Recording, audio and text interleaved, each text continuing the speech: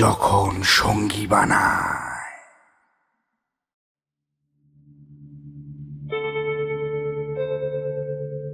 Hello and welcome to fiction horror stories. আজ তোমাদের জন্য থাকছে লেখিকা পিয়ালি পালের কলমে ইন্সপেক্টর রুদ্রদেব সিরিজের একটি ডিটেকটিভ গল্প। আজকের গল্পে কথকের ভূমিকায় থাকছে সৌরভ, গল্পের সূত্রধর আমি তনয় ঘোষ। তাহলে শুনতে থাকো আমাদের আজকের বিশেষ নিবেদন, লেখিকা পিয়ালি পালের কলমে রহস্যময় ম্যাজিক শো গল্পটি। আমাদের একান্ত অনুরোধ, গল্পটি তোমরা গল্পের মতো করেই গ্রহণ করবে। গল্পের সাথে বাস্তবের কোনো মিল নেই, যদিও সেটা হয়ে থাকে তাহলে নিছকই সেটি কাকতালীয় বা অনিচ্ছাকৃত। শুরু হচ্ছে রহস্যময় ম্যাজিক শো।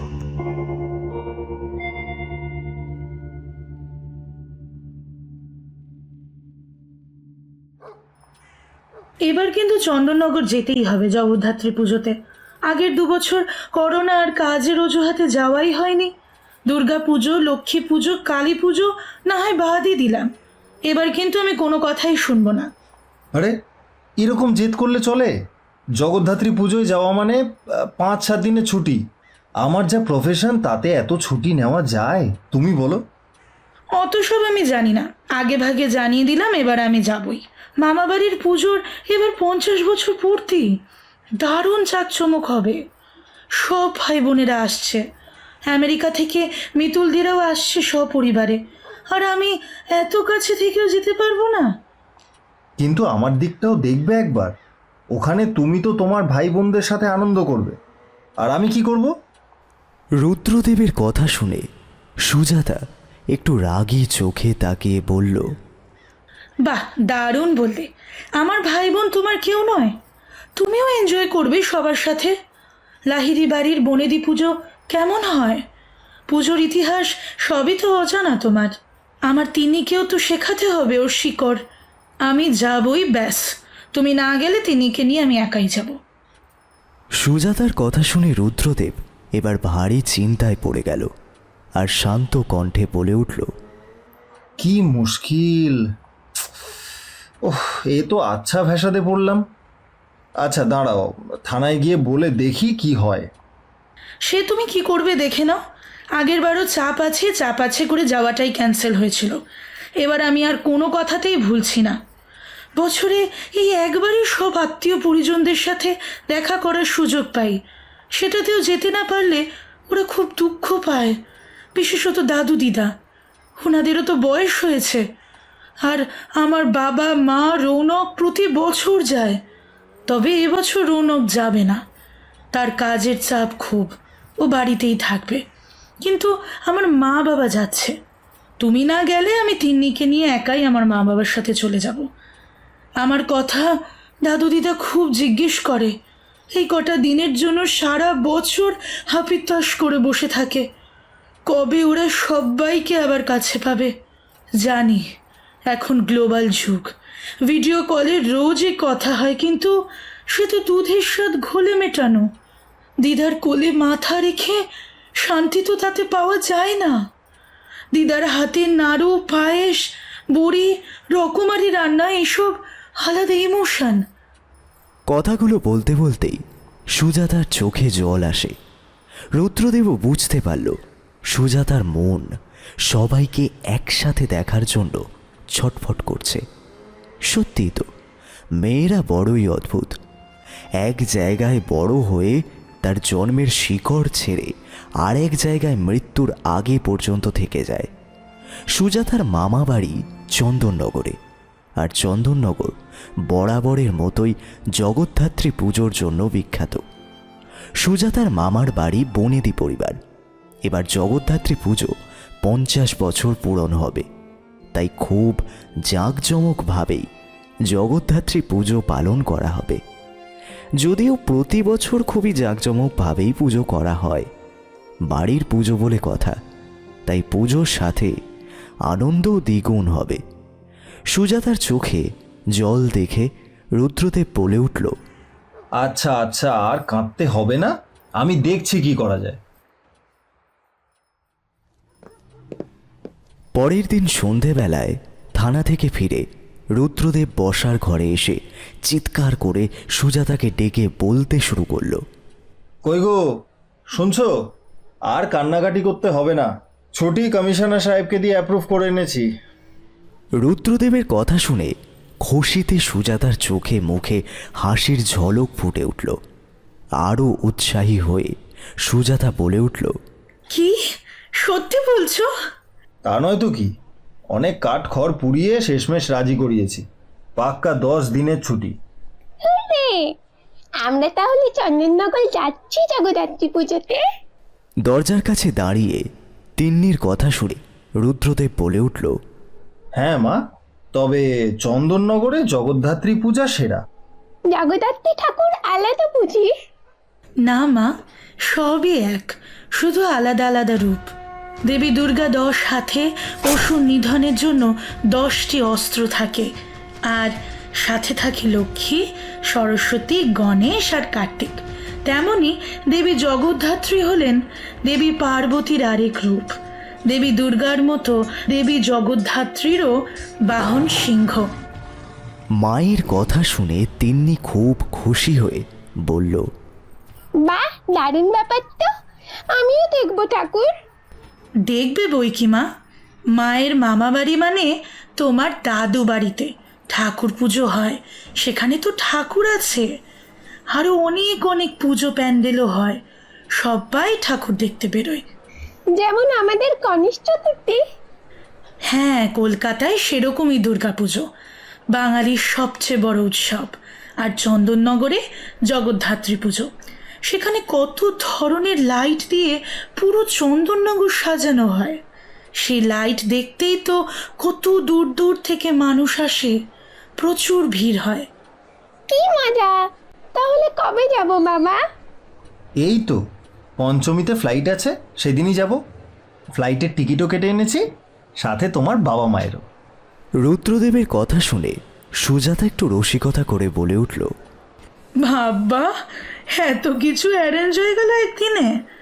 ওদের সাথে কথা হয়েছে তোমার? হ্যাঁ, হয়ে গেছে। বাবা বলেছেন ভাই ছুটি পায়নি অফিস থেকে, ও তাই ফ্ল্যাটেই থাকবে। বিয়ের সময়ও তো ছুটি লাগবে, তাই আর জোর করেনি। ফিরে এসেই আবার বিয়ের তোড়জোড় চলবে তো। হ্যাঁ, সেটাও বড় চিন্তা। তা এত সব এত তাড়াতাড়ি ম্যানেজ হলো কিভাবে? কাল যা তুমি দেখালে চোখের জল ফেলে, তার উপর আগের বছর আমার কাজের জন্য যাওয়া হয়নি, তাই এবার আর কোনো রিস্ক নিইনি। মায়ের রণংদেহী রূপ, নইলে বাবা সাক্ষাৎ দর্শন করতে হতো। রুদ্রদেব রসিকতা করে কথাগুলো বলে উঠলে সুজাতা তখন নাক ফুলিয়ে বলে উঠল, খালি ফাজলামো না, ঠাকুর দেবতা নিয়ে ইয়ার্কি আমি মোটেও পছন্দ করি না। আচ্ছা বাবা, সরি। বলছি, আর তো কটা দিন বাকি যাওয়ার, তাহলে কেনাকাটা কি করতে হবে? পুজোতে সবাইকে কিছু দিতে হবে তো নাকি? ওসব চিন্তা তোমার না ভাবলেও চলবে, আমি অনলাইনে সবার জন্য কিনে পাঠিয়ে দিয়েছি। আর বাচ্চাদের সাইজ খুব অসুবিধা হয় বলে ওদের ক্যাশ দিয়ে দেবো ভাবছি। বাহ, এই না হলে আমার বউ! কিন্তু আমাদের জন্য তো কিছু লাগবে। সেসবও কেনা হয়ে গেছে। তোমার 2টো পাঞ্জাবি, পাজামা, টি শার্ট আর জিন্স, মেয়ের কয়েকটা জামা, একটা চুড়িদার আর একটা লেগিংস, আর আমার কটা কুর্তি ও 2টো শাড়ি। বাহ, এ তো কমপ্লিট। কিন্তু আগে ভাগেই মার্কেটিং করে নিলে যদি যাওয়া না হতো। সেই জন্যই তো কালকে ঝগড়াটা করলাম, একটু ইমোশনাল ব্ল্যাকমেল আর কি। রুদ্রদেব অবাক হয়ে বলল, কি, পুলিশের চোখে ধুলো? নইলে যে চিড়ে ভিজতো না। এর শোধ আমি তুলব। বেশ, দেখা যাবে। এখন মিস্টার বোসকে ফোন করো একবার। কেন, কি দরকার পড়লো? আরে বাবা, উনি এত হেল্প করেন। আমাদের পুজোতে ওনাদের 3 জনকে ইনভাইট করব আমার মামা বাড়িতে। সুজাতার কথায় রুদ্রদেব অবাক হয়ে বলে উঠল, এত দূর থেকে যাবেন নাকি ওরা? আরে বাবা, বোস গিন্নির সাথে আমার কথা হয়েছে, পুজোতে ওনারাও যাবেন আমাদের সাথে। আর ওনার শ্বশুর বাড়ি বাপের বাড়ি 2 জায়গা দেখা করে আসবেন। আমরা এখান থেকে একসাথেই যাব, কিন্তু ওনারা কলকাতায় যাবেন মিস্টার বোসের পৈতৃক বাড়িতে। সেখানে কিছুদিন কাটিয়ে আমাদের ওখানে আসবেন, তারপর সেখানে আমাদের ঠাকুর দেখে আবার একসাথেই আমরা বাড়ি ফিরে আসব। তুমি শুধু ফোনটা করো, তারপর আমাকে দিও, আমি বলে দেব। আচ্ছা বেশ। রুদ্রদেব ফোনটা করে সুজাতাকে দেয়। কথা বলে সুজাতা ফোনটা কাটল। তখন রুদ্রদেব জিজ্ঞাসা করল, কি বললো মিস্টার বোস? বললেন ওনার কিছু ইম্পর্ট্যান্ট কাজ আছে, তাই ওনারা যেতে পারবেন না, তবে পরের বছর ঠিক যাবেন। আচ্ছা ঠিক আছে। তাহলে ওই কথা রইল, পঞ্চমীর দিন তুমি, আমি, তিন্নি, ওদিকে বাবা মা 5 জন মিলে চন্দননগর যাচ্ছি। আবার কিছুটা রসিকতা করে রুদ্রদেব বলে উঠল, জো হুকুম সাহেবা।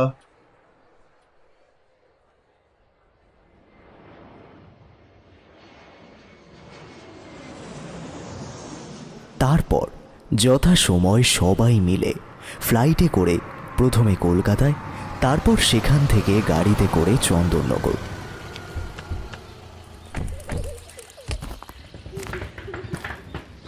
দরজায় কলিং বেল চাপ দিতেই বাড়ির ভেতর থেকে সবাই হই হই করতে করতে বেরিয়ে এলো।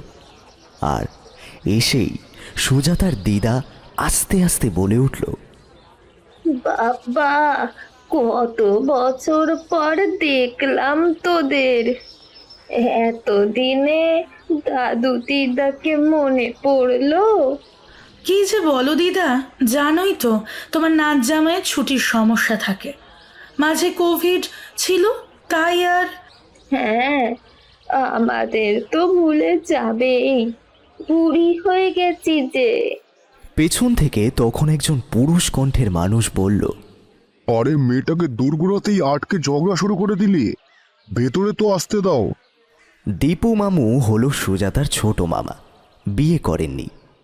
দিদি দাদার ছেলে মেয়েদেরকে উনি নিজের সন্তানের মতোই ভালোবাসে। দীপু মামুর কথা শুনে সুজাতা এক গাল হাসি ফুটিয়ে বলে উঠল, ও দীপু মামু, কতদিন বাদে দেখলাম তোমায়। যাই বলো, এখনো তুমি কিন্তু সেরকমই হ্যান্ডসাম আছো। সুজাতার কথা শুনে দীপু মামুর মুখেও হাসি ফুটে উঠল, আর তখন রসিকতা করে বলে উঠল, তাহলে বিয়ের বয়স পেরোয়নি বলছিস? পাত্রী দেখি তাহলে। দীপু মামুর কথা শুনে সুজাতার মা প্রীতিলতা বলে উঠলেন, থাক, আর রঙ্গ করতে হবে না। মিঝমিঝি বেলা তো কম হলো না, কবে থেকে বলে গেলাম, কিন্তু না সেই ওই এনজিও আর স্কুল নিয়েই পড়ে রইলি। না হলো বিয়ে থা, না সংসার। হ্যাঁ, ঠিক কথা বলেছিস প্রীতি। মেয়ের কথা শুনে স্বর্ণবালা দেবীও মেয়ের কথার সাথে তালে তাল মেলালেন। আর তাই দেখে শিবশঙ্কর বাবু অর্থাৎ সুজাতার দাদু বলে উঠলেন, আরে গিন্নি, তুমি তো এবার থামো তো। মেয়ে জামাই নাতনি নাত জামাই ওদের ভেতরে এনে বসাও, ওরা জিরোক একটু। কতটা পথ পাড়ি দিয়ে এলো। এসো এসো দিদি ভাই, আমরা ঘরে যাই। হ্যাঁ সেই তিন্নি দিদি ভাই, জামাইবাবু, জামাই, তোমরা সব ভেতরে এসো। কতদিন বাদে তোমাদের দেখলাম, মনটা জুড়িয়ে গেল আমার। এসো ভেতরে এসো, কিছু মুখে দাও।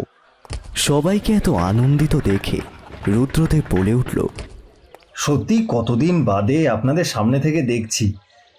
আর সবাই কোথায়? বড় মামা, বড় মামি, মেজো মামা, মেজো মামি, আর টুবান, বুবুন, বাবলি সব কোথায় গেল? ওরা এখনই আসবে। সবাই কত অপেক্ষা করছিল তোমাদের সাথে দেখা করবে বলে। আসলে আজ তো ষষ্ঠী, পুজোর জোগাড় চলছে, তাই সবাই ঠাকুর দালানে। আমরা পথ চেয়ে বসে আছি তোমরা কখন আসবে তাই। দীপু মামুর কথা শুনে সুজাতা হেসে হেসে বলল, এই তো আমরা এসে পড়েছি, আর কিচ্ছু চিন্তা নেই। এবার পুজোর কটা দিন শুধুই আনন্দ করব। সে তো বটেই। তবে তোরা দোতলার ঘরে যা, ওখানেই তোদের থাকার ব্যবস্থা করেছি, একটু ফ্রেশ হয়ে নে। এরপর সবাই মিলে গুরুজনদের প্রণাম করল। সবাই বুক ভরে আশীর্বাদ করল। আর তখন সুজাতার দিদা ব্যস্ত হয়ে বলে উঠল, কিছুক্ষণের মধ্যেই আমি জল খাবার পাঠাচ্ছি। দিদার কথা শুনে সুজাতা তার দিদার কাছে গিয়ে বলল, দিদা, তোমাকে অত ব্যস্ত হতে হবে না, আমরা আসার সময় ব্রেকফাস্ট করেই এসেছি। এখন ফ্রেশ হয়ে আমরাও ঠাকুর দালানে যাব পুজো দেখতে। তা বললে কি হয়? আমি সকাল থেকে লুচি, ছোলার ডাল, পায়েস, কত কিছু রান্না করলাম। একটু খেয়ে নিয়ে তারপর ঠাকুর দেখতে যাস। দীপু মামুর কথায় সুজাতা হেসে বলল, আচ্ছা তাই হবে। দীপু মামু, এবারের পুজোর কি প্ল্যান?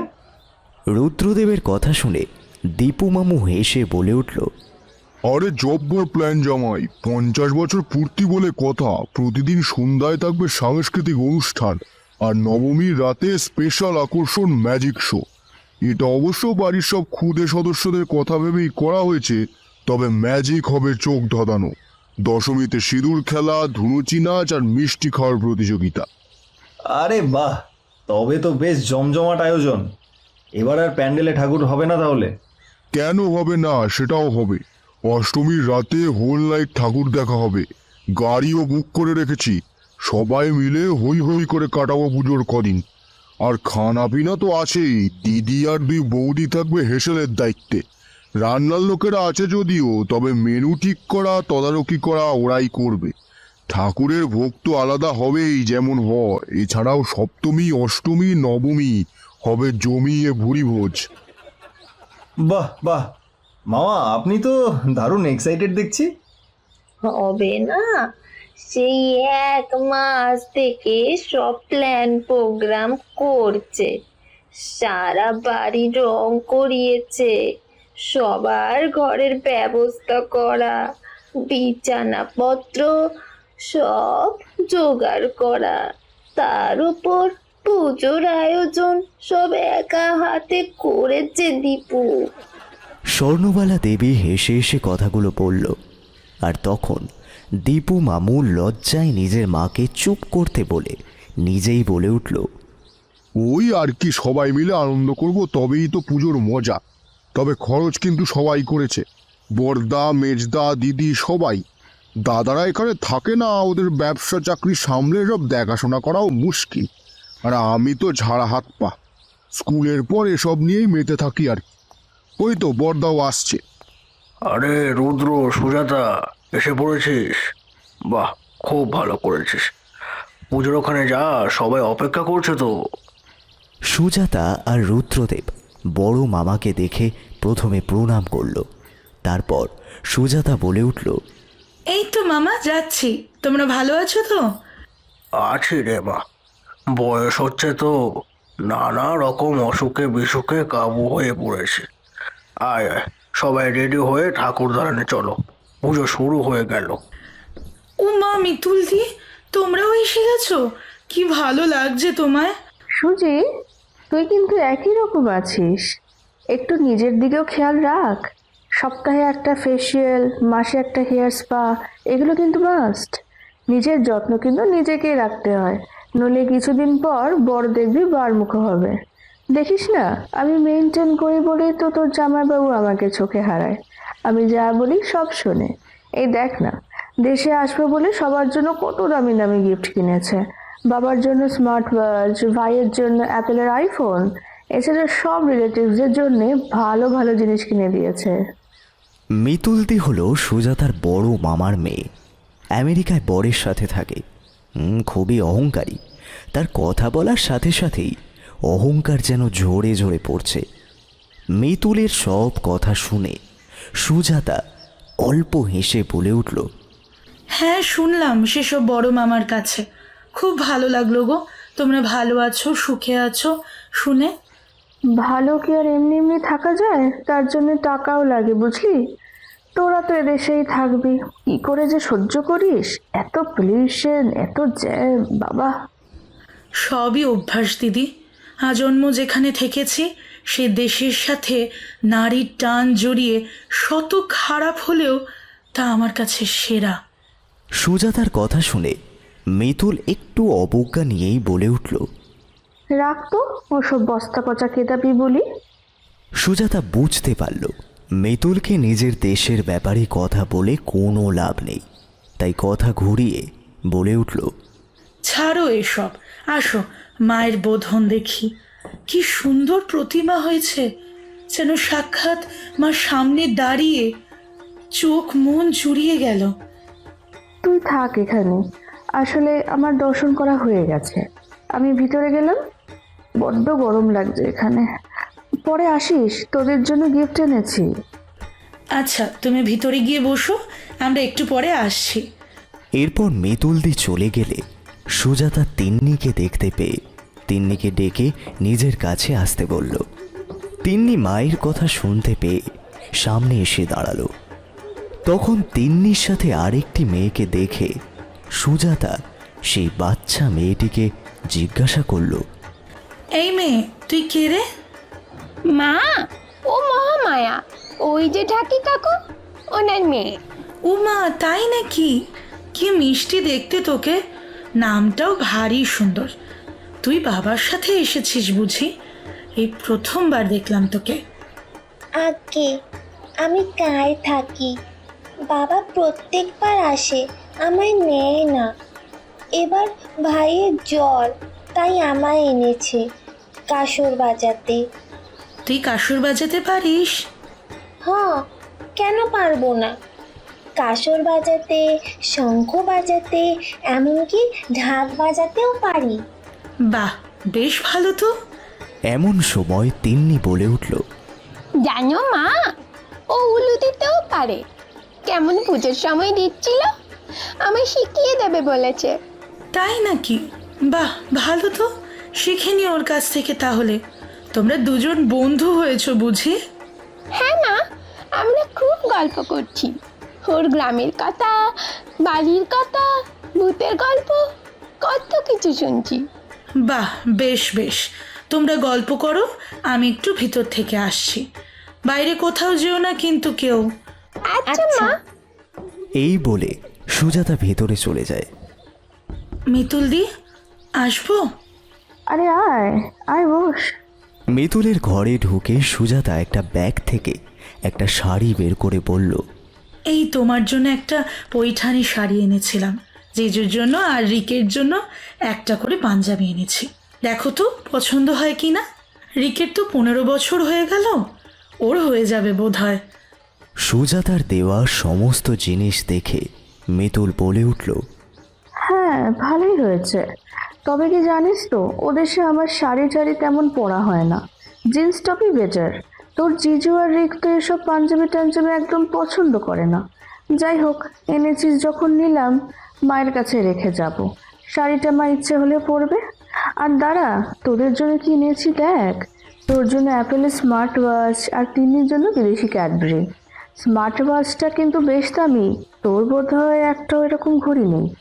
আর হ্যাঁ, তোর বরের জন্য একটা টাই আছে, আসল স্যাটিনের। এইসব দেখে সুজাতা বলল, দিদি, কিছু মনে করো না, আমরা মধ্যবিত্ত পরিবারের মানুষ, ওইসব দামি দামি জিনিস আমাদের মানায় না গো। তিন্নিরটা নিলাম, ওর নিশ্চয়ই খুব পছন্দ হবে। বাকিগুলো তুমি রেখে দিও প্লিজ। আর কিছু মনে করো না, তোমাদের আশীর্বাদ মাথায় দিও, তাহলেই সব হবে। আসি হ্যাঁ, পুজোর ওদিকে কি জোগাড় হলো দেখি গিয়ে। দেখতে দেখতে অষ্টমীর পুজো হয়ে যায়। সবাই খুব আনন্দে ছিল। পুজোর মণ্ডপের মধ্যে থেকে ঢাকের শব্দ শোনা যাচ্ছে। এমন সময় সুজাতা বলে উঠল, উফ, আজ তো খুব আনন্দ হলো। সকালে অঞ্জলি দান, তারপর খিচুড়ি ভোগ খাওয়া, সবাই মিলে খুব এনজয় করলাম। সুজাতার কথা শুনে দীপু মামু বলে উঠল, হ্যাঁ, রাতে আবার হোল নাইট ঠাকুর দেখা, সবাই যাবি তো তোরা? একসাথে সবাই চিৎকার করে বলে উঠল, হ্যাঁ হ্যাঁ, সবাই যাব। কি মজা! তাহলে ফাইনালি আমাদের যাওয়া হচ্ছে। সবাই যাবে, ঠিক আছে? আমি যাব না, তোমরা যাও। অত লেট নাইট জাগলে আমার আবার ডার্ক সার্কেল হবে। তোর জামাইবাবুর আবার ভোরে ওঠা অভ্যাস, ও রাতে তাড়াতাড়ি শুয়ে পড়ে। রিকও তাই। আমাদের বাদ দে, তোরা ঘুরে আয়। আরে একটা দিন বেরোলেই তো পারতিস, রোজ রোজ তো রাজ জাগতে হচ্ছে না। না না, তোমরা যাও। আমি অত হাঁটতেও পারবো না, ও দেশে গাড়ি করে করে হাঁটার অভ্যাসটাই চলে গেছে। আচ্ছা, তবে তোরা যা ভালো বুঝিস কর। এমনিতেও বাড়িতে বাবা মা, বড় দাদা, বড় বৌদি, মেজো দাদা, মেজো বৌদি আর দিদি জামাইবাবু বাড়ি থাকবে। বাকি সবাই বেরোবে। কাল আবার ম্যাজিক শো আছে সন্ধে।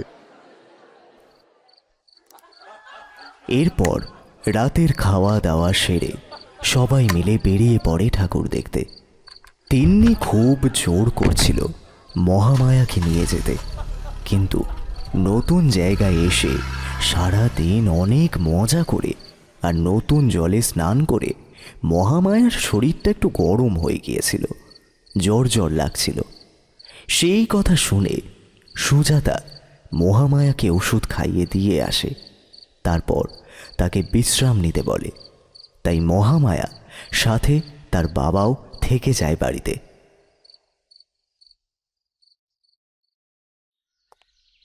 পরের দিন সকাল হতেই দীপু মামু হতাশ হয়ে বলে উঠল, এই শুনেছিস ম্যাজিশিয়ান নাকি আজ আসবে না, ওনার শরীর খারাপ। সে কি, বাচ্চাগুলো কবে থেকে অপেক্ষা করে আছে। ও দীপু মামু, কিছু করো। আরে আমি কি করব? পাড়ায় সবাইকে বলা হয়ে গেছে, আশেপাশে পাড়াতেও জানি, সবাই যে সেদিন আসবে ঠিক করে রেখেছে। এসে ম্যাজিক শো হচ্ছে, না দেখলে কি ভাববে? আমরা সবাই মিথ্যে প্রচার করেছি, প্যান্ডেল করা হয়েছে, স্টেজ তৈরি হয়েছে শুধু ম্যাজিক শো এর জন্য। দিদার এমন কথা শুনে সুজাতা বলল, না মামা, এভাবে নাক কাটতে আমরা দেব না, তুমি কিছু ব্যবস্থা করো। আরে এভাবে রাতারাতি সব ব্যবস্থা করা যায় নাকি? নতুন ম্যাজিশিয়ান কোথায় পাবো বলতো? এমন সময় সুজাতার মা প্রীতিলতা বলে উঠলেন, এই দীপু, তুই তো ছোটবেলায় ম্যাজিক দেখাতিস, কোনো একজন ম্যাজিশিয়ানের থেকে শিখেছিলিস 2-1 বছর। তা দেখ না, একটু মুখ রক্ষা করতে পারিস কিনা। বাচ্চাগুলো এত বায়না করছে, টুকাই তো রাগ করে খাচ্ছে না পর্যন্ত। আরে বাবা, সেসব কোন কালের কথা, প্র্যাকটিস নেই এতদিন, সেসব কি আর মনে আছে? মায়ের কথা শুনে সুজাতা বলল, ওসব বললে হবে না মামা, তোমাকেই ম্যাজিক দেখাতে হবে, আর সেটা আজ সন্ধে। সব পুজো ঠিকঠাক মিটে গেছে, আর এটুকু তুমি ম্যানেজ করে দিও প্লিজ। সবার কথা শুনে দীপু মামু আর মানা করতে পারল না, তখন বলে উঠল, আচ্ছা বাবা, দেখছি কি করা যায়, এত জ্বালাস না তোরা। হুররে টুকাই, তাড়াতাড়ি নিচে আয়, ম্যাজিক শো হবে রে। দাঁড়াও, তবে ছোটদের বলা যাবে না কিন্তু ম্যাজিশিয়ানকে, নইলে ওদের আনন্দ মাটি হয়ে যাবে যে। দীপু মামা ম্যাজিক দেখাবে শুনলে ওদের ইন্টারেস্ট আর থাকবে না। হ্যাঁ হ্যাঁ, তাই হবে।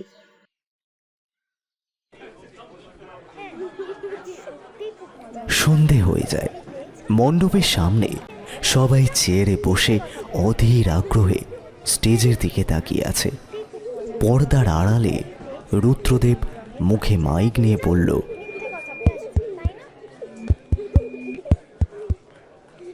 আজকের এই মহানবমীর সুন্দর সন্ধ্যায় আমাদের সামনে শুরু হতে চলেছে ম্যাজিক শো, যার জন্য অধীর আগ্রহে অপেক্ষা করছে সবাই।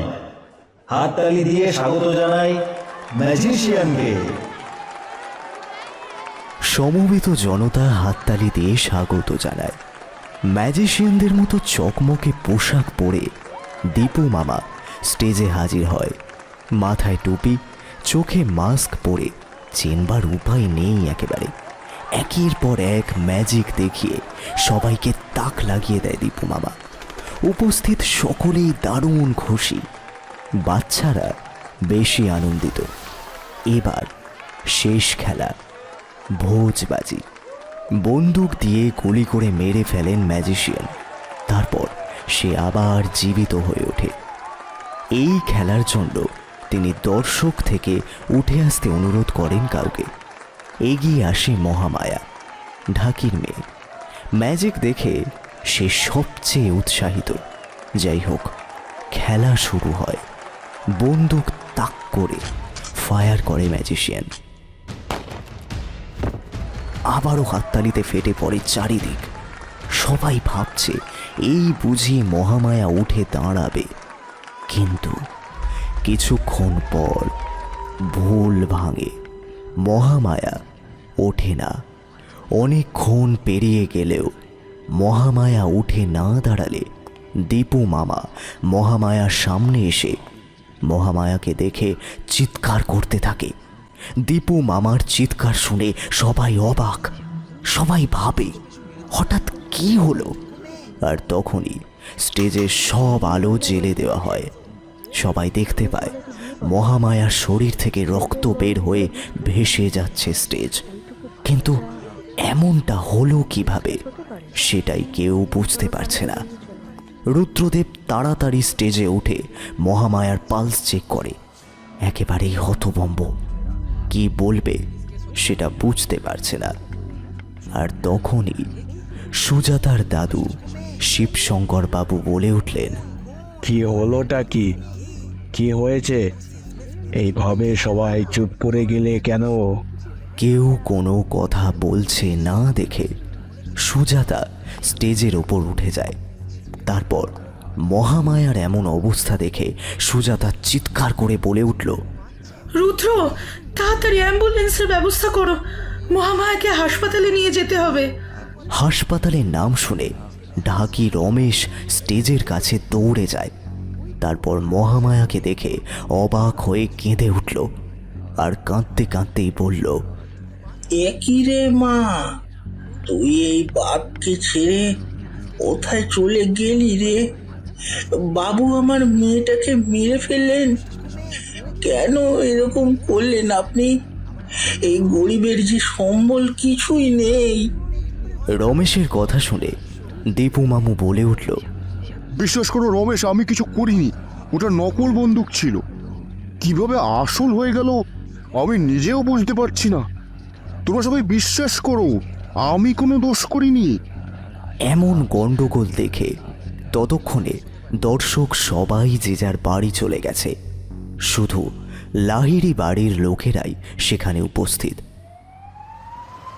হাসপাতাল থেকে অ্যাম্বুলেন্স এলে মহামায়াকে নিয়ে সুজাতা হাসপাতালে চলে যায়। লোকাল থানা থেকে পুলিশ এসে জিজ্ঞাসাবাদ করে ধরে নিয়ে যায় দীপু মামাকে। হাসপাতালেও গেছে পুলিশ, বন্দুকটিও নিয়ে গেছে তারা। বন্দুকের ফিঙ্গারপ্রিন্ট চেক করা হবে। থানায় দীপু মামার সাথে রুদ্রদেবও গেছে। হাসপাতাল থেকে ফিরে আসে সুজাতা। এমন সময় মিতুলদি সুজাতাকে দেখে বলে উঠল, হলো তো, বারবার করে বারণ করেছিলাম এসব আয়োজন না করতে। এত আয়োজন করার কোনো দরকার ছিল? নম নম করে পুজোটা সারলেই হতো, তা না সব ব্যাপারে মাতামাতি। এবার নাও ঠেলা সামলাও, আমাদের এবার থানা পুলিশ করতে হবে। এসব হাঙ্গামা ভালো লাগে না বাবা। প্লিজ মিতুলদি, তুমি একটু থামো। মামা নিজে ছোটাছুটি করে আয়োজন করলো কাদের জন্য? আমাদের আনন্দ দেবেই বলে তো। কিন্তু এই যে ঘটনা ঘটলো, সেটা কার দায়? সেটা তো সময় বলবে। তবে এটুকু তোমায় বলে রাখি, আমি নিশ্চিত মামা নির্দোষ। কি আজে বাজে বকছিস? সবাই চোখের সামনে দেখলাম ছোট কাকু গুলি করছে, আর তুই কাকুকে নির্দোষ বানিয়ে দিলি। তাহলে খুন কে করলো? সেটা তো পুলিশ বের করবে, একটু সময় দাও তাদের।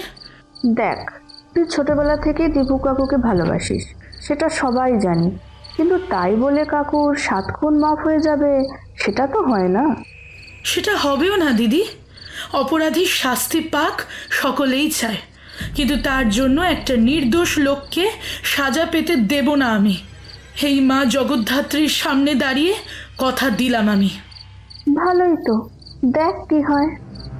এমন সময় ঢাকি রমেশ বলে উঠল, কিন্তু দিদি, আমার মেয়েটার কি হবে? চিন্তা করো না রমেশ, মা চাইলে তোমার মেয়ে সুস্থ হয়ে যাবে। অত সাত করে চন্দননগর ঘুরবে বলে এসেছিল মেয়েটা। আমার কাছে আবদার করেছিল তিন্নি মায়ের মতো একটা লাল জামা কিনে দেওয়ার। জানি সামর্থ্য নেই, তবু ভেবেছিলাম শেষ দিনে টাকা পেয়ে একটা কিনে দেব লাল জামা। সেই জামা পরা হলো না মেয়ের আমার। তার বদলে রক্তের রঙে লাল হয়ে গেল অতটুকু মেয়েটা। দিদি, আমি মুখ্য মানুষ, তোমাদের মতো লেখাপড়া শিখিনি, বিচার টিচার বুঝি না।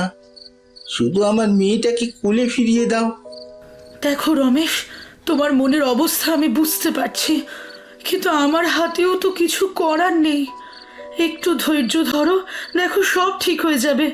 মা নিশ্চয়ই তোমার মেয়েকে রক্ষা করবেন।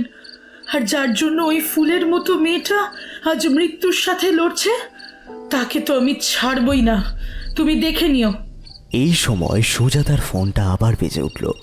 ফোনটা রিসিভ করতেই সুজাতা বলে উঠল, কি সিরিয়াস কন্ডিশন? আচ্ছা, আমি আসছি এক্ষুনি। সুজাতার কথা শুনে পাশে দাঁড়িয়ে থাকা রমেশ বলে উঠল, কি হয়েছে দিদি? এক্ষুনি বলতে পারছি না রমেশ, তুমি একটু শান্ত হও। আমি ফিরে এসে সবটা জানাবো তোমায়। খুব জরুরি, এক্ষুনি হাসপাতালে যেতে হবে। এমন সময় প্রীতিলতা দেবী বলে উঠলেন, কিরে, জামাই আসবে না? মাও তো থানায় আছে এখনো, ওখানকার কোনো খবর পাইনি। এখন হাসপাতাল থেকে ফোন করেছিল, এমার্জেন্সি আছে। আমি ফিরে এসে তোমাদের বলবো সবটা। তিন্নিকে একটু সামলে রেখো, আমি আসছি। তাড়াহুড়ো করে সুজাতা আবার বেরিয়ে গেল। সুজাতা চলে যেতেই প্রীতিলতা দেবী বললেন, কোথা থেকে যে কি হয়ে গেল কিছুই বুঝতে পারছি না। দীপুটাকে পুলিশ নিয়ে গেল, বাচ্চাটার এই অবস্থা। এই মধ্যে পুজো। মা, তুমি সব রক্ষা করো মা। এই সময় সুজাতার বাবা অশোক বাবু বললেন, অবস্থা যাই হোক, পুজো বন্ধ করে দিলে হবে না। নম নম করে পুজোটা সারতে হবে। কাল দশমীর পুজো আছে, তারপর বিসর্জন। দীপুই তো সবটা সামলাচ্ছিল এতদিন। হ্যাঁ, সে তো করতেই হবে। দাদারা আর তুমি মিলে এদিকটা একটু দেখো। আমার আর কিছু ভালো লাগছে না। এ কোন অভিশাপ নেমে এলো আমাদের বাড়িতে? এমন সময় সুজাতার মেজো মামা অজয় বলে উঠল, বড়দা, বলছি যে বৌদি তো কালই বাড়ি ফিরে যাবে বলছে, এসব ঝামেলায় নাকি থাকবে না। আর ওদিকে মিতুলটাও এক নাগাড়ে বলেই যাচ্ছে যে সেও থাকবে না। তোরা কি করবি? দেখ, দীপুর এমন বিপদের দিনে ওকে একা ফেলে পালাই কি করে বলতো? আমরা থাকবো কদিন এখানে, বুঝলি? বড়দা যা ভালো বোঝে করুক। তা তোরা আছিস তো? হ্যাঁ হ্যাঁ, আমরা তো আছি। এ অবস্থায় বাড়ি যাওয়ার কোনো প্রশ্নই ওঠে না। সুজাতা আর জামাইও যেতে চাইবে না বোধহয়। সেই ভালো, রুদ্র পুলিশের লোক, ও সাথে থাকলে একটু বল পাবো। কিন্তু দীপুটার যে কি হবে কে জানে। চিন্তা করিস না মেজদা, মা ঠিক সব রক্ষা করবেন। আমার মন বলছে দীপু কোনো অপরাধ করেনি, ওর কিচ্ছু হবে না, দেখিস। কিন্তু গুলিটা করলো তাহলে কে? হ্যাঁ, আর দীপুই বা আসল পিস্তল পেল কোথায়? কি জানি বাবা, সব কেমন যেন গোলমাল হয়ে যাচ্ছে রে। এমন সময় সুজাতার বাবা আবার বলে উঠল, এখন এখানে দাঁড়িয়ে আর কথা বাড়িয়ে লাভ নেই মেজদা। চলুন সবাই ভেতরে গিয়ে একটু বিশ্রাম নিই। সকাল থেকে কম ধকল তো গেল না। কাল আবার পুজোর জোগাড় সারতে হবে। রাত অনেক হয়েছে, কাল সকালে যা হওয়ার হবে। আমাদের জামাই তো দীপুর সাথে আছেই, কোনো অসুবিধা হলে ফোন করবে নিশ্চয়ই। সবারই তো বয়স হয়েছে, এই বয়সে এত টেনশন নেবেন না। মায়ের ওপর ভরসা রাখুন, তিনি সব ঠিক করে দেবেন। হ্যাঁ হ্যাঁ হ্যাঁ, সেই ভালো। সবাই ভিতরে চলো এবার। ঘুম তো আর আসবে না, অন্তত একটু বিশ্রাম নিই বরং। কাল যা হওয়ার হবে দেখা যাবে তখন।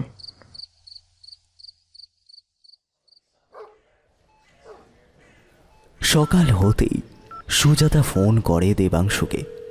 দেবাংশু সুজাতার মেজো মামার ছেলে, সুজাতার থেকে বয়সে ছোট। সুজাতা ফোনে ওপাশ থেকে কাঁদতে কাঁদতেই বলল, সব শেষ দেবাংশু, সব শেষ। সুজাতার কথা শুনে দেবাংশু ভারী অবাক হয়ে বলে উঠল, মেয়েটি মারা গেছে। কিচ্ছু জানি না ভাই, বাচ্চা মেয়েটা, ওর বাবা কি বা কিভাবে বলবো আমি। আচ্ছা রাখো, আমি কিছুক্ষণ পরে বাড়ি ফিরে আসছি। এই বলে সুজাতা ফোনটা কেটে দেয়। আর তখনই সুজাতার বাবা অশোক বাবু বললেন, ওই তো জামাই এসে গেছে। অশোক বাবুর কথা শুনে সুজাতার মেজ মামা অজয় বলে উঠল, কি হলো রুদ্র, ওদিকের খবর কি?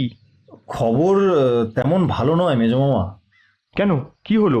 পুলিশ যে পিস্তলটা পেয়েছে তাতে ছোট মামার হাতের ফিঙ্গারপ্রিন্ট পাওয়া গেছে, আর প্রত্যক্ষদর্শীরাও তো মামাকেই দোষী বলছে। এমন সময় সুজাতার মা প্রীতিলতা এসে বললেন, মানে আর কিছু করা যাবে না মা, ছোট মামাকেই পুলিশ অপরাধী ভাবছে এবং সেই মতো রিপোর্ট লিখেছে। এবার আমাদেরও জবানবন্দি নেওয়া হবে এবং সেই মতো কোর্টে কেস উঠবে, আর ততদিন মামাকে জেলেই রাখা হবে। অ্যাটেম্প টু মার্ডার কেসে চার্জশিট পুলিশ তৈরি করেছে, কোনোভাবেই জামিন পাওয়া সম্ভব নয়। হাই কপাল, এ কি অনর্থ হয়ে গেল। রুদ্র, তুমি তো পুলিশের লোক, তুমিও কিছু করতে পারলে না?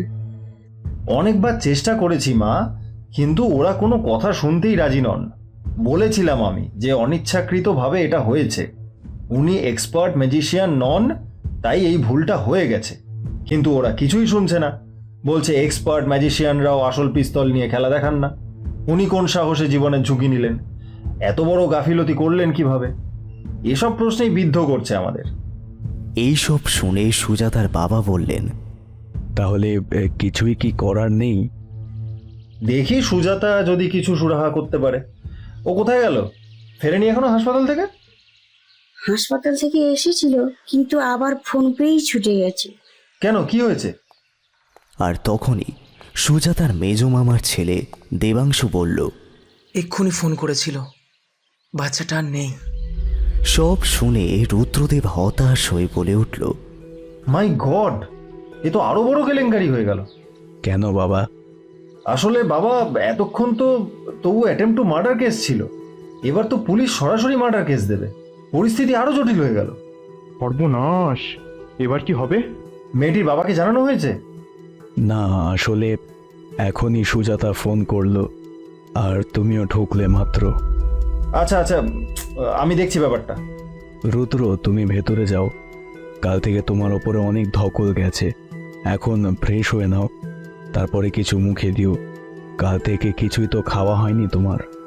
সুজাতার বাবার কথা শুনে রুদ্রদেব বলে উঠলেন, হ্যাঁ, আমি একটু তিন্নির খোঁজ নিয়ে আসছি, সুজাতাকেও একবার ফোন করতে হবে।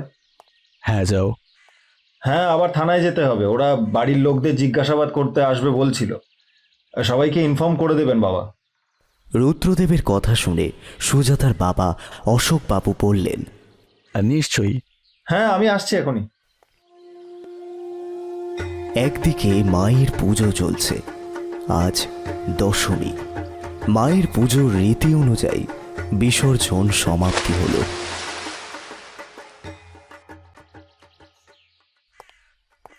রুদ্রদেব ধীর পায়ে ঢাকি রমেশ মণ্ডলকে বলল সব কথা। মুহূর্তেই ঢাকের আওয়াজ বন্ধ হলো, কান্নায় ভেঙে পড়ল রমেশ। আশেপাশে সবার চোখে জল।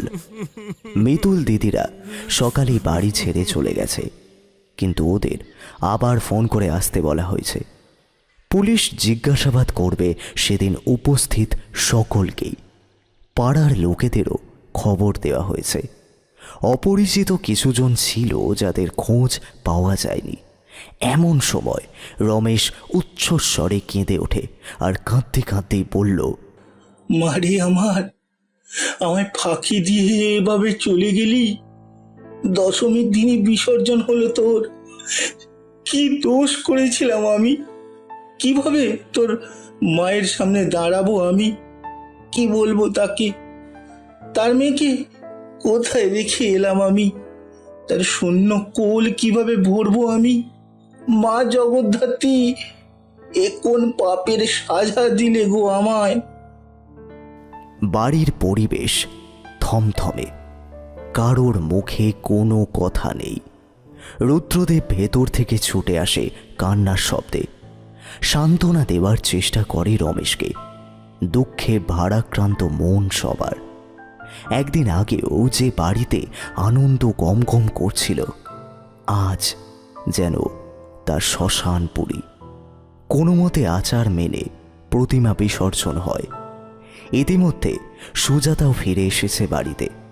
পুলিশ জিজ্ঞাসাবাদ করার পর সকলে যে যার ঘরে চলে যায়।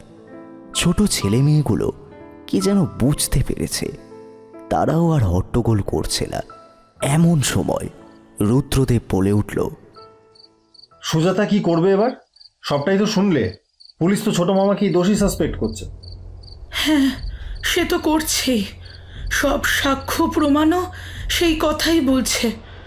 কিন্তু আমার সন্দেহ অন্য জায়গায়। কোন জায়গায়? মার্ডার করার তো একটা মোটিভ চাই।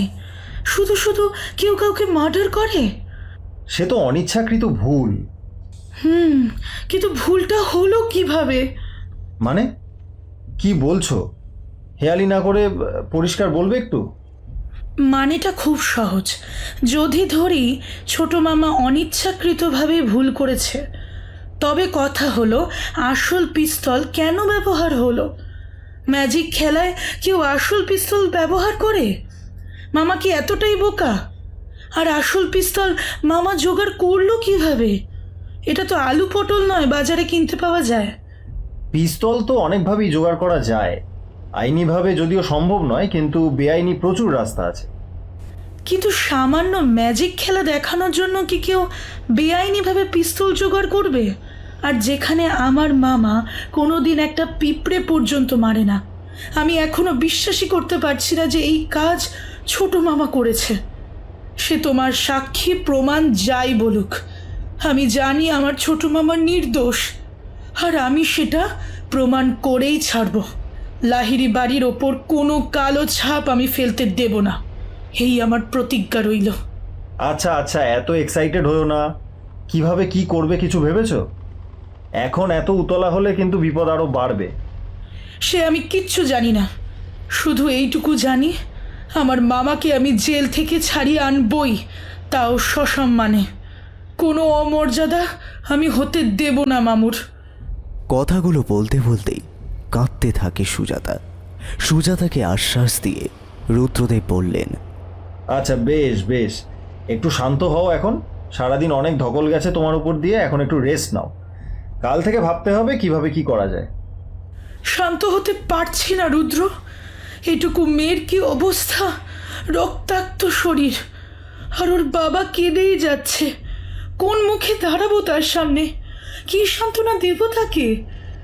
সবটাই বুঝতে পারছি সুজাতা, কিন্তু এখনই এত ভেঙে পড়লে তো চলবে না। আমাদের মন শক্ত করতে হবে, আর সম্ভাব্য সব রকমভাবে চেষ্টা করতে হবে যাতে দীপু মামাকে নির্দোষ প্রমাণ করা যায়। রুদ্রদেবের কথা শুনে সুজাতা নিজের মনকে শক্ত করে বলে উঠল, হ্যাঁ, সেটাই তো মূল লক্ষ্য। দেখি কত দূর কি করা যায়। কাল সকালে তোমাকে কিছু জায়গায় যেতে হবে, তৈরি থেকো। কাল সকালে? কোথায় যাব? আছে কিছু জায়গার কথা মাথায় এসেছে আপাতত, পুরোটা না জানলে নিশ্চিত হতে পারছি না। তুমি কি কাউকে সন্দেহ করছো? ডেফিনেটলি এটা অন্য কারোরই কাজ। দীপু মামুকে স্রেফ ফাঁসিয়ে দিচ্ছে, গভীর একটা ষড়যন্ত্র। কিন্তু কে যে করলো? তোমার কি মনে হয় কে করতে পারে এমন ঘৃণ্য কাজ? দেখো, সন্দেহের তালিকা থেকে কাউকেই বাদ দেওয়া যাবে না, কিন্তু আমার প্রবলভাবে খটকা লাগছে বড় মামার মিতুলদির উপর। সুজাতার এমন কথা শুনে রুদ্রদেব বলল, যা, এও আবার হয় নাকি? ওরা কেন এই কাজ করবে? ওরা করেছে নাকি অন্য কাউকে আড়াল করছে সেটাই বুঝতে পারছি না। স্ট্রং মোটিভ পাচ্ছি না কিছু, কিভাবে যে এগোবো। কিন্তু ওদের সন্দেহ করার কারণ কিছু আছে কি? আলবাত আছে। দেখছো না ঘটনার পর থেকেই কেমন পালিয়ে পালিয়ে বেড়াচ্ছে। সেটা তো পুলিশি ঝামেলায় এরা তো হতে পারে। সেটা মিতুলদি করতে পারে, কিন্তু বড় মামা কেন করবে? নিজের ছোট ভাই যেখানে জেলে আটকে। সন্দেহ ক্রমশ টানা বাঁধছে রুদ্র। কিছু একটা গোলমাল নিশ্চয়ই আছে। তুমি শো, আমার আজ আর ঘুম হবে না। না, ঘুমাও একটু, অন্তত রেস্ট নিও, ভালো লাগবে। একটু বাইরে থেকে আসছি আমি, মাথাটা খুব ধরেছে। দেখি যদি একটু চা খেলে সারে। আচ্ছা, তবে তাড়াতাড়ি এসো। আচ্ছা। সুজাতা নিজের ঘর থেকে বেরিয়ে একটু বাইরের দিকে আসে, তারপর নিজের মনেই কথাগুলো বলতে শুরু করে। অনেকগুলো খটকা বাধা হয়ে আসছে, খালি জট কিছুতেই খুলছে না। দীপু মামু এরকম কাজ করতেই পারে না, এ ব্যাপারে আমি নিশ্চিত। তাহলে কাজটা করলো কে? দীপু মামুর কোনো শত্রু? ছোট একরত্তি মেয়েটাকেই বা টার্গেট করলো কেন? ও তো এখানে থাকেও না, ওর তো কোনো শত্রু থাকার কথাও নয়। গ্রামের পুচকে একটা মেয়ে, বাবা ঢাকি, তাকে মেরে কার কি লাভ? সবটাই কি কাকতালীয়? না, সকালে একবার থানায় যেতে হবে। যে করেই হোক দীপু মামুর সাথে কথা বলতে হবে আমায়। সেদিন বা তার আগের কদিনে ঠিক কি কি ঘটেছিল আমাকে জানতেই হবে। এত বড় একটা অপবাদ মামু কিছুতেই সইতে পারবে না। নিশ্চয়ই খুব ভেঙে পড়েছে। বাড়িতে সকলেও খুব চিন্তিত, শুধু একজন বাদে, মিতুল দির পর। এসে থেকে তার তেমন দেখা পাইনি আমি। সবেতেই খুব গা ছাড়া ভাব। ওনার ব্যাপারেও একটু খোঁজ খবর নিতে হবে। এমন সময় স্টোর রুম থেকে কিছু শব্দ এলে সুজাতা মনে মনে বলল, স্টোর রুমে কেউ আছে মনে হচ্ছে। রমেশ, তুমি এখানে আছো? সুজাতার গলা শুনতে পেয়ে রমেশ বাইরে বেরিয়ে এসে কাঁদতে কাঁদতেই বলল, দিদি, এইখানে মেয়েটা ঘুমোতো আমার। সারাদিন তো মণ্ডপে থাকতো, দুপুরে একটু ঘুমাতে বললেও শুনতো না। মাঝে মাঝে তোমার মেয়ের সাথে খেলতো, রাত তো একটু ঘুমাতো এখানে। আমি অনেক রাতে এসে দেখতাম ঘুমিয়ে গেছে। মাথায় হাত বুলিয়ে দিতাম আর বলতাম, দেখিস মা, তোর আমি বড় ঘরে বিয়ে দেব, ঘুমাবার জন্য খাট থাকবে তাদের, এমন মেঝেতে বিছানা পেতে শুতে হবে না। সেই মেয়ে আমার চির ঘুমের দেশে চলে গেল। রমেশ কথাগুলো আর শেষ করতে পারে না, কান্নায় গলা ধরে যায়। তখন আবার কাঁদতে কাঁদতেই বলে ওঠে, মেয়েটাকে আমি কবে পাবো? একটু অপেক্ষা করতে হবে। দুঃখ করো না রমেশ, তোমার মেয়ে যে আমারই মেয়ে বয়সী ছিল। দুজনেরই কদিনে ভারী ভাব হয়েছিল। আমারও কষ্ট কম হচ্ছে না, কিন্তু তবু তোমাকে সান্ত্বনা দেওয়ার ভাষা আমার কাছে নেই। শুধু এটুকু জেনে রাখো, ঠাকুর যা করেন ভালোর জন্যই করেন। মা চাইলে তোমার কোলে তিনি আবার আসবেন। শুধু পাপীর শাস্তিটুকু হোক। তোমার মেয়ের বিচার চেয়ে মনটা শক্ত রাখো, দেখবে মা তোমাকে নিরাশ করবে না। আমি আসি এখন, তুমি আর কান্নাকাটি করো না, একটু বিশ্রাম নাও, কেমন? তারপর সুজাতা নিজের রুমে চলে আসে। সকাল হতেই ঘুম থেকে উঠে রুদ্রদেব সুজাতাকে জিজ্ঞাসা করে, কি হলো, এখনো বসে আছো? রুদ্রদেবের কথা শুনে সুজাতা নিজের ভাবনার জগৎ থেকে বেরিয়ে রুদ্রদেবের দিকে তাকিয়ে বলে, এই তো যাচ্ছি। তোমায় যে যে জায়গায় যেতে হবে একটা লিস্ট বানিয়ে দিলাম। আর আজ আমি থানায় যাব মামুর সাথে দেখা করতে। তুমি একটু ব্যবস্থা করে দিও, আর এসব যেন বাড়িতে কেউ জানতে না পারে। কেন, বাড়ির লোক জানলে কি হবে? জানি না কি হবে, তবে সাবধানের তো মার নেই। আর আমি চাই না আমার মুভগুলো আগে থেকে কেউ জেনে থাক। আচ্ছা, বেশ। বেলা বাড়তেই সুজাতা দীপু মামুর সাথে দেখা করতে আসে। সুজাতাকে দেখেই দীপু মামু বলে উঠল, সুজিমা, তুই এসেছিস? বিশ্বাস কর, আমি কোনো অন্যায় করিনি রে। আমি জানি মামু, তুমি এই অন্যায় করতে পারো না। তুমি শুধু সব ঘটনাগুলো খুলে বলো আমায়, কিচ্ছু আড়াল করার চেষ্টা করো না। বুঝতেই পারছো, বিশাল চক্রান্ত চলছে তোমার বিরুদ্ধে। দাদু দিদার মুখের দিকে তাকানো যাচ্ছে না। দিদা তো প্রায় বিছানায় পড়ে আছে, দাদুও থম মেরে গেছে। সবাই আমাকে ঘেন্না করছে না রে, আমাকে খুনি মনে করেছে। না মামু, তুমি ভেঙে পড়ো না। কেউ তোমাকে দোষারোপ করতে পারবে না, অন্তত তোমার এই সুজি বেঁচে থাকতে তো নাই। আমি ঠিক প্রমাণ করবো আসল অপরাধী কে। তারপর তার মুখোশটা টেনে ছিঁড়ে ফেলবো সকলের সামনে। তুমি শুধু সেদিনের পুরো ঘটনাটা আমাকে বলো। তোমার হাতে আসল পিস্তল এলো কিভাবে? তুমি কি ম্যাজিক দেখানোর জন্য ওটা জোগাড় করেছিলে? সুজাতার কথা শুনে দীপু মামুর অনেকটা সাহস হলো। তারপর নিজেকে শান্ত করে বলে উঠল, পাগল নাকি? ম্যাজিক দেখানোর জন্য পিস্তল ছিল, তবে ওটা নকল বন্দুক, যেটায় খুব আওয়াজ হয় কিন্তু গুলি বেরোয় না। আমি ফায়ার করার পর দেখলাম বাচ্চাটা পড়ে গেল, ভাবলাম ভয় পেয়ে পড়ে গেছে বোধহয়। তারপর আগে থেকেই বলা ছিল ওই সময় স্টেজের লাইট বন্ধ করা হবে, সেই মতো হয়েছিল। তারপরেও মেয়েটা উঠছে না দেখে আমার সন্দেহ হয়।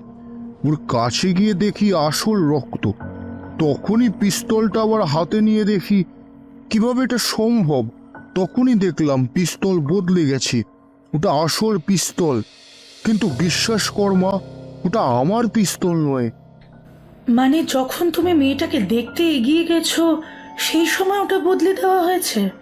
তাই হবে হয়তো, কারণ যখন আমি ফায়ার করেছিলাম তখন সেটা আলাদা বন্দুক ছিল। মেয়েটা উঠছে না দেখে আমি তখন ওই নকল বন্দুকটা টেবিলে রেখে মহামায়াকে দেখতে গিয়েছিলাম। রক্ত দেখে যখন ফিরে এসে বন্দুকটা আবার হাতে নিয়ে দেখি সেটা বদলে গেছে, সেটা আসল পিস্তল। কিন্তু এটা কিভাবে সম্ভব সেটাই তো বুঝতে পারছি না। আচ্ছা, তোমার পিস্তলে ফায়ার করলে সেটা বোঝা যায় দেখে? মানে গুলি তো নেই বললে। হ্যাঁ, বোঝা যায় তো। বারুদ থাকতো যেমন বোমায় থাকে, তবে একটু শক্তিশালী, যেটা আওয়াজ হয় আর ধোঁয়াও বেরোয়। আচ্ছা, বুঝলাম। কিন্তু তোমার এই পিস্তলটা স্পটে পাওয়া যায়নি, মানে সেটা কেউ সরিয়েছে, আর যে অপরাধী হয়তো সেই এটা করেছে। কিন্তু কে সেই অপরাধী তা খুঁজবি কিভাবে? সব শুনে সুজাতা বলল, সেটা তুমি আমার উপর ছেড়ে দাও। তুমি শুধু বলো, তোমার কি কাউকে সন্দেহ হয় এই ব্যাপারে? কোনো শত্রু ছিল তোমার যে তোমাকে ফাঁসাতে চায়? সুজাতার কথা শুনে একটু ভেবে দীপু মামু বলল, সেই অর্থে শত্রু তো কেউ ছিল না রে। তবে কথাটি শুনেই সুজাতা দীপু মামুর দিকে তাকিয়ে উৎসাহ নিয়ে বলে উঠল, তবে কি মামু? কিচ্ছু লুকানোর চেষ্টা করো না, হয়তো সেটাই অপরাধী অবধি পৌঁছানোর কোনো ক্লু। তুমি বলো আমাকে সবটা। সুজাতার কথা শুনে দীপু মামু বলতে শুরু করলো, অষ্টমীর রাতে একটা ঘটনা হয়েছিল। কি ঘটনা?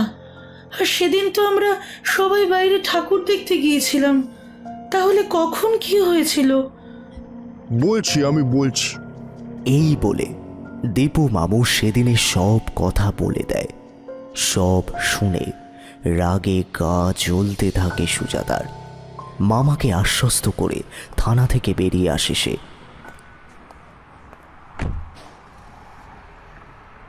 তারপর আরও কিছু জায়গায় ঘোরাঘুরি করে কিছু তথ্য জোগাড় করে সে। রুদ্রদেবও সুজাতার কথা মতো সব জায়গা থেকে তথ্য সংগ্রহ করে। বাড়িতে আজও থমথমে পরিবেশ। বিকেলে সুজাতা ফিরলে বড় মামারা আবার ফিরে যাবেন বলেন। সুজাতা বাধা দেয়। রুদ্রদেব তখন বলে উঠল, পুলিশ যে কোনো সময় আবার জিজ্ঞাসাবাদ করতে আসতেই পারে। যতদিন কেস কোর্টে না উঠছে কেউ কোথাও যেতে পারবেন না। রুদ্রদেবের কথা শুনে কেউ আর কিছু বলল না। রাতে সুজাতা আবার ডায়েরি নিয়ে বসে। চোখে মুখে তার হাসির আভা। সকালেই মিতুল দিদিরা বাড়ি যাওয়ার তোড়জোড় শুরু করে দেখে সুজাতা বলে ওঠে, আরে কোথায় যাচ্ছ তোমরা? দেখ, তোদের ঘরের খেয়ে বনের মোষ তাড়ানোর মতো অনেক সময় আছে বোধহয়, আমাদের নেই বুঝলি। দুদিন ধরেই দেখছি সকালে বেরোচ্ছিস, বিকেলে ফিরছিস, কাউকে কিছু বলছিসও না। সে যা পারিস কর। তোর জামাইবাবুর ইম্পর্টেন্ট কাজ পড়ে গেছে, আমাদের আজই ফিরতে হবে আমেরিকা। মিতুলের কথা শুনে সুজাতা হেসে বলে উঠল, সে কি, তোমাদের তো 15 দিন থাকার কথা ছিল। সে আর কি হবে ভেবে, যা অবস্থা এখানকার, এখন আমরাও যেতে পারলে বাঁচি। এই দমবন্ধ পরিবেশ আর সহ্য হচ্ছে না। সে কি কথা, পালিয়ে যাবে ভাবছো? পালাবো কেন? আমরা কি দোষ করেছি? ওর জরুরি কাজ পড়ে গেছে, তাই তাড়াতাড়ি যেতে হচ্ছে। জরুরি কাজ, তাই না? কি জরুরি কাজ জামাইবাবু? সুজাতার প্রশ্ন শুনে মিতুলের বর রাহুল বলে উঠল, সব কথা কি তোমাকে জানতে হবে নাকি? হ্যাঁ, আমার ব্যবসার কাজও কি তুমি বুঝবে? সেই, তোমার ব্যবসা হয়তো আমি বুঝবো না, কিন্তু এই তড়িঘড়ি পালানোটা ঠিক বুঝি। তাই আগে থেকে পুলিশকে জানিয়ে রেখেছিলাম, বাইরে সাদা পোশাকে পুলিশ ঘুরছে, পালানো অতটা সহজ হবে না। সুজাতার কথা শুনে রাহুল একটু ভয় পেল আর ভয়ে ভয়ে বলল, কি যা তা বলছো তুমি? তোমাকে এত সাহস কে দিল আমাকে অপমান করার? সাহস আমার বরাবরই বেশি, আর তোমার মতো নোংরা মানুষের মান অপমান বোধ থাকে নাকি? সুজাতার কথা শুনে মিতুল রেগে গিয়ে বলল, কি যাতা বলছিস সুজাতা? ও তো জামাইবাবু হয়, আমার বাড়িতে আমার বরের এত বড় অপমান? সুজাতা তখনও তার বড় মামার দিকে তাকিয়ে বলল, বড় মামা, তুমিও এটা বলবে? সেদিনের ঘটনা জেনেও? দীপু মামু তো সবটা বলেছিল তোমায়, তুমি কিছুই করনি, উল্টে জামাইকে আড়াল করেছ। কেন? কিসের ভয়? নাকি ভেবেছিলে সত্যি প্রকাশ পেলে তোমার মেয়ের জীবনে বিপর্যয় আসবে, তাই মুখ বন্ধ করে রেখেছিলে? মেয়ের জীবনের ঐশ্বর্য সুখের বিনিময়ে একটা ছোট্ট নিষ্পাপ মেয়েকে বলি দিলে তুমি। সুজাতার কথা শুনে সুজাতার মা প্রীতিলতা বলে উঠলেন, কি বলছিস সুজাতা? হ্যাঁ মা, আমি ঠিকই বলছি। মিতুলদির বর মিস্টার রাহুল তিওয়ারি আসল দোষী। আমি পুরোটা বলছি তোমাদের। তোমাদের মনে আছে অষ্টমীর রাতে আমরা সবাই ঠাকুর দেখতে বেরিয়েছিলাম? বাড়িতে তোমরা বড়রা আর মিতুলদিরা ছিল, আর সেই সুযোগের সদ্ব্যবহার করতে চেয়েছিল রাহুলদা। সুজাতার কথা শুনে মিতুল চিৎকার করে বলল, কি বলছিস তুই? কিসের সদ্ব্যবহার? বলছি আমি, সেদিন সকলের আড়ালে রাহুলদা আমাদের কুল দেবী জগদ্ধাত্রী মায়ের মূর্তির মুকুট চুরি করেন। তার কারণ মুকুটটা আসলে হীরের তৈরি ছিল। খবর নিয়ে জানতে পেরেছি ওনার ব্যবসা এখন একটু লসে চলছে, অনেক টাকা ধারও হয়েছে।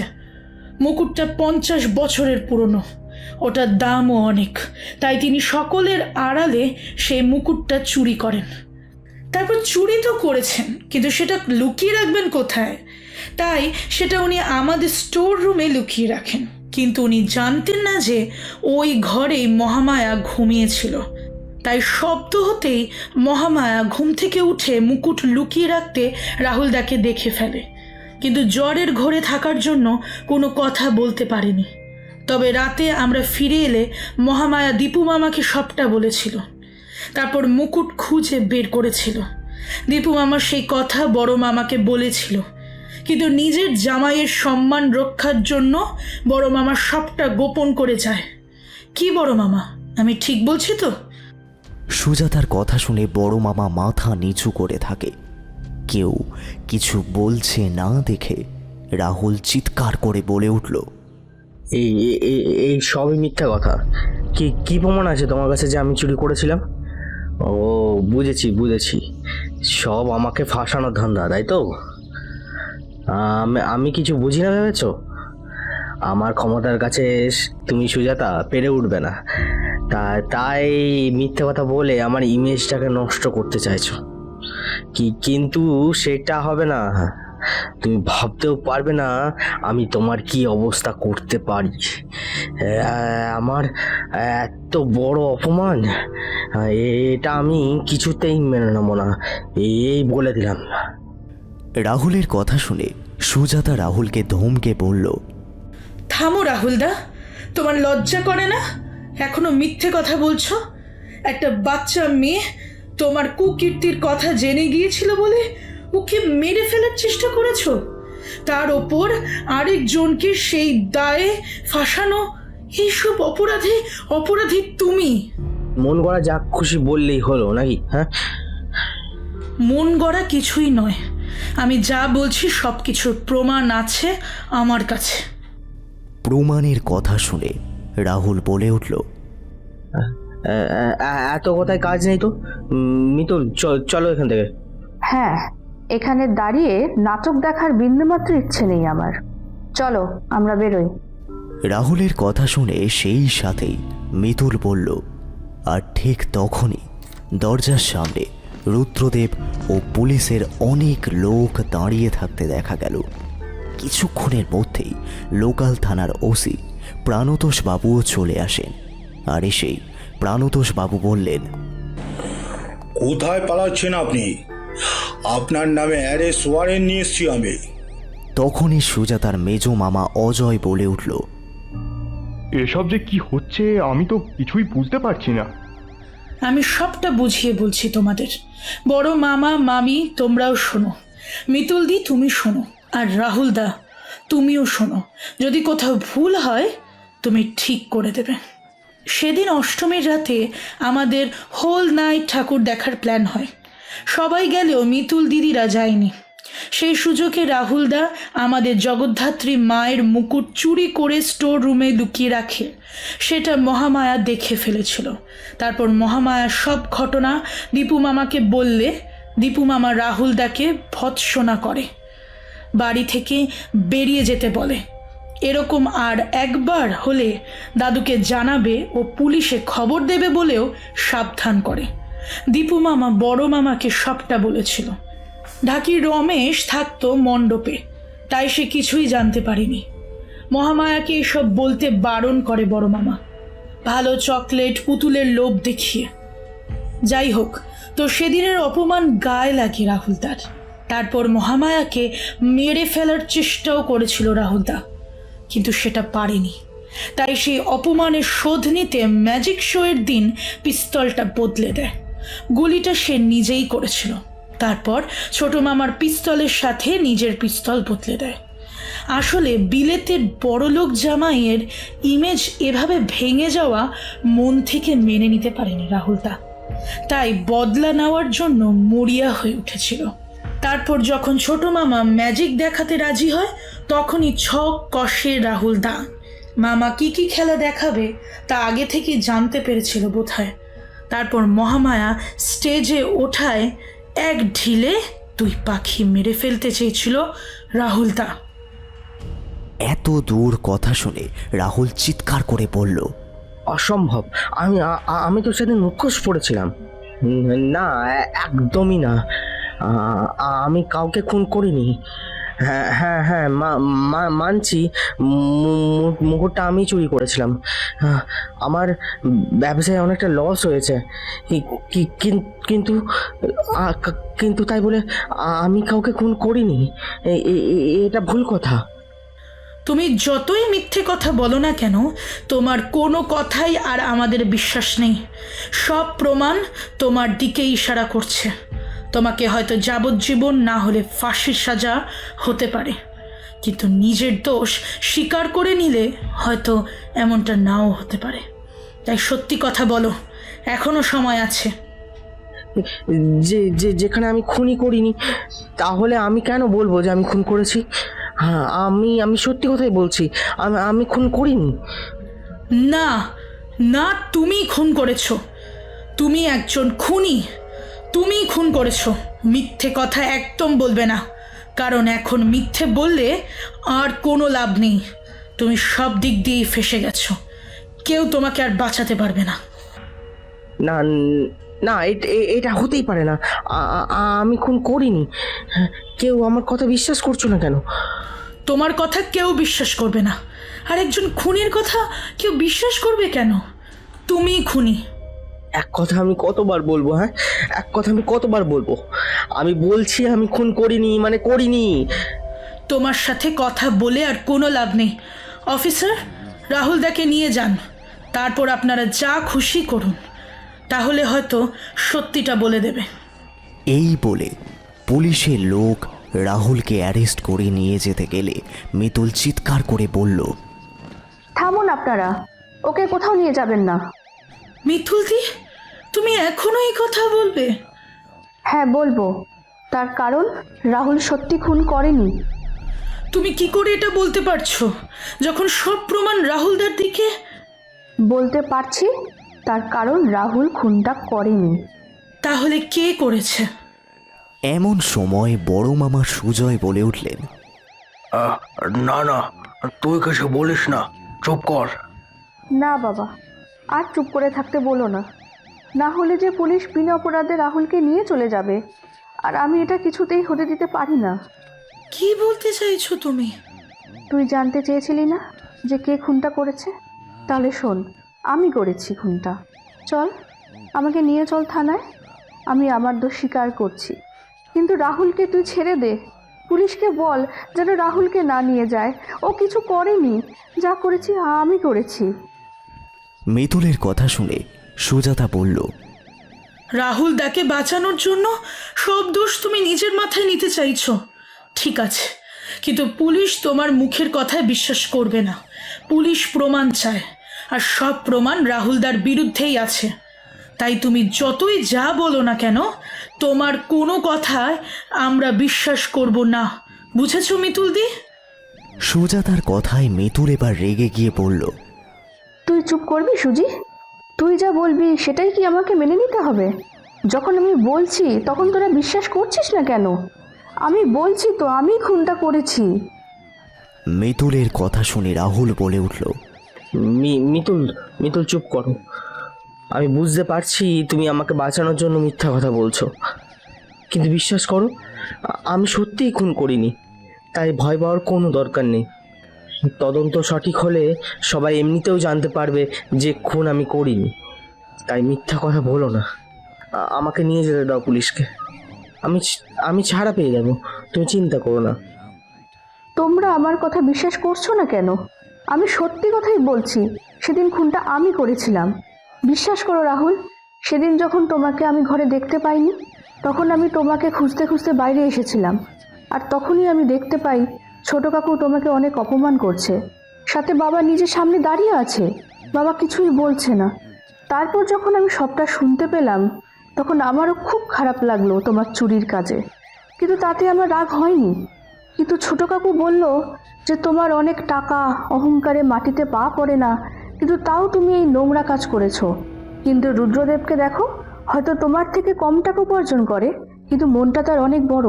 সৎ পথে কাজ করে যেটুকু রোজগার করে, ওতেই সুজাতা সুখে আছে। আর মিতুল তো সুজাতার ধারে কাছেও যেতে পারে না, সুজাতার মতো মেয়ে হয় না। আমি ছোট থেকেই দেখে এসেছি, ছোট কাকু বরাবর আমার থেকে সুজিকে বেশি ভালোবেসেছে। আমি এই বাড়ির একমাত্র মেয়ে, কিন্তু আমার থেকে বেশি ভালোবাসা সুজাতা পেয়েছে। সেটা আমার কিছুতে ভালো লাগতো না। বরাবর দাদু ঠাকুমা থেকে শুরু করে সবাই সুজিকে ভালোবেসেছে, আমার থেকে বেশি ভালোবাসা পেয়েছে। এখানে আমার কি দোষ ছিল বলতে পারো তোমরা? ছোট কাকু যেহেতু সুজিকে বেশি ভালোবাসতো, তাই আমি উপরে উপরে সুজিকে ভালোবাসা দেখালেও আমি কোনোদিনই সুজিকে ভালোবাসিনি। আমি ওকে দু চোখে দেখতেই পারি না, আমার সহ্য হয় না ওকে। ছোট কাকু সুজিকে ভালোবাসতো, তাই ছোট কাকুর উপরেও আমার একটা সুপ্ত রাগ জমা ছিল। আর সেদিন আবার আমার নামে সুজাতার তুলনা করলে আমি আর নিজের রাগকে নিয়ন্ত্রণ করতে পারি না। আমার তখনই মনে হয়েছিল ছোট কাকুকে মেরে ফেলতে, কিন্তু আমি সেটা করতে পারিনি। তারপর আমি মনে মনে একটা প্ল্যান করি। রাহুল বরাবরই নিজের বন্দুক সঙ্গে সঙ্গে নিয়েই ঘুরতো, যেখানেই যেত সেখানেই নিয়ে যেত। রাগের জন্য আমার মাথা কাজ করা বন্ধ করে দিয়েছিল, তাই সেদিন ম্যাজিক শো চলাকালীন আমি কোনো কিছু চিন্তাভাবনা না করে গুলি চালিয়ে দিই। কিন্তু আমি মহামায়াকে মারতে চাইনি, একটু আঘাত করতে চেয়েছিলাম। আমি তো তার পায়ে গুলিটা করতে চেয়েছিলাম, কিন্তু হঠাৎ করে স্টেজের লাইট বন্ধ হয়ে যাওয়ার জন্য আমি ঠিক বুঝতে পারিনি, আর গুলি গিয়ে লাগে মহামায়ার পেটে। ভয়ে আমার হাত পা খুব কাঁপছিল, আর সেই সময় আমাকে দেখে নেয় বাবা। আমি তো একেবারে পাথর হয়ে গিয়েছিলাম। বাবা আমাকে ওখান থেকে নিয়ে যায়, বাবা আমাকে শান্ত করে আর কাউকে কিছু না বলতে বারণ করে। বাবা এটাও বলে যে বাবা সবটা সামলে নিতে পারবে।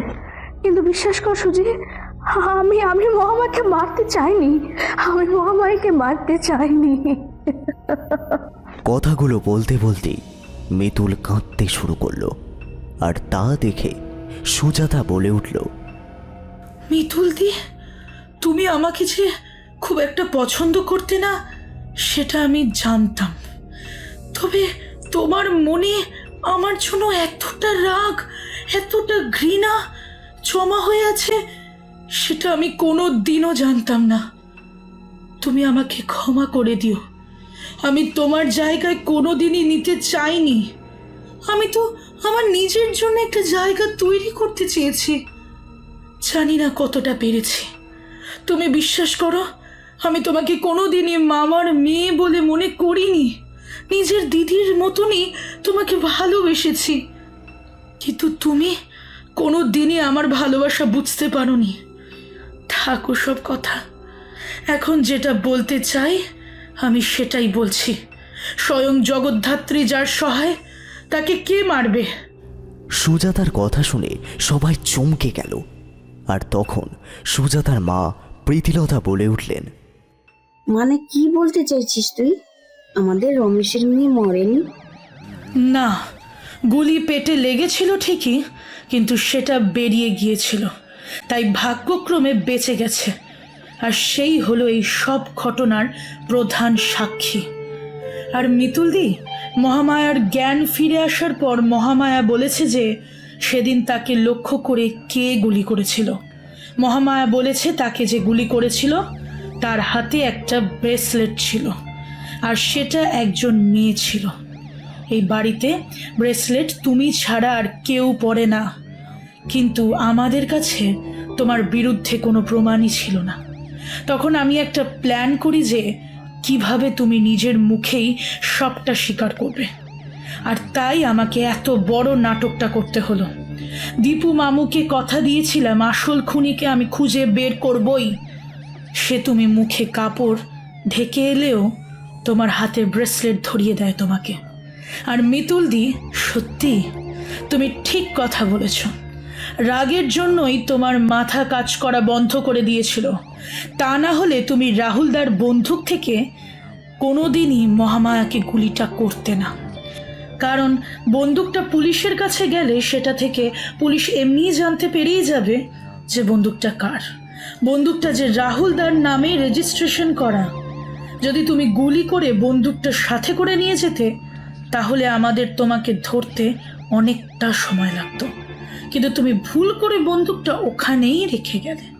তুমি ভাবলে যে আসল বন্দুকটা থাকলেই পুলিশ ধরে নেবে যে দীপু মামুই গুলিটা করেছে।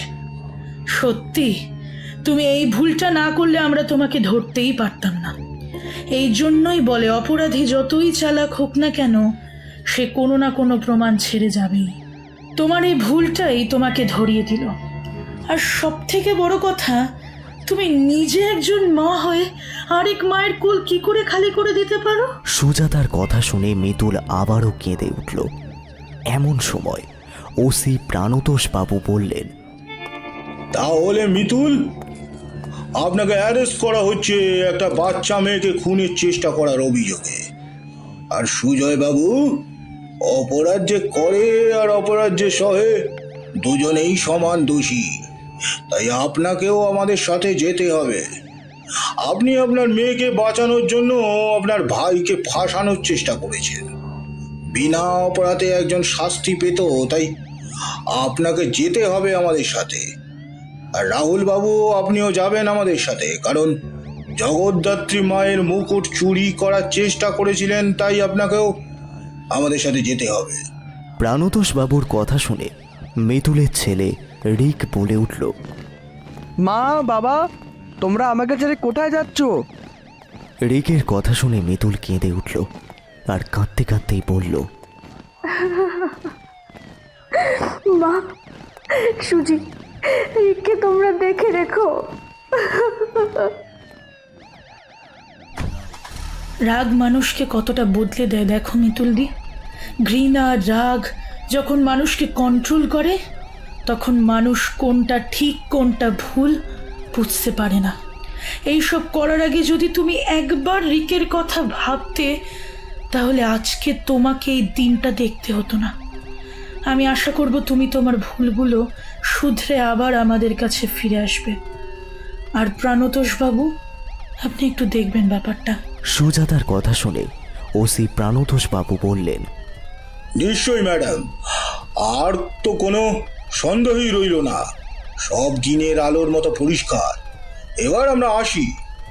এই কনস্টেবল, সবাইকে জিপে তোলো। তাহলে দীপু মামুকে কবে ছাড়বেন স্যার? আজই ছাড়বো। আসল অপরাধী যখন ধরা পড়েছে তখন ওনাকে আটকে রাখার কোনো মানেই হয় না। মিস্টার রুদ্রদেব পাকরাশি, আসুন আমাদের সাথে, কিছু ফর্মালিটি পূরণ করতে হবে। হ্যাঁ চলুন।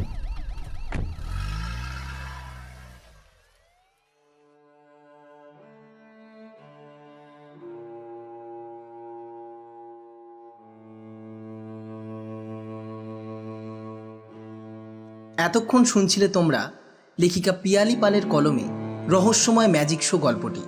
গল্পের কথকের ভূমিকায় ছিল সৌরভ, রুদ্রদেবের ভূমিকায় প্রদীপ্ত এবং অন্যান্য চরিত্রে আছে ঋতদীপ, অরূপ, দেবদাস, তনয়, সায়নদীপ, সৈকত, শুভাশিস, শ্রাবণী, সৃষ্টি, ডোনা, ভুবনেশ্বরী ও সুমনা। গল্পটির নাট্যরূপ করেছে মৌ।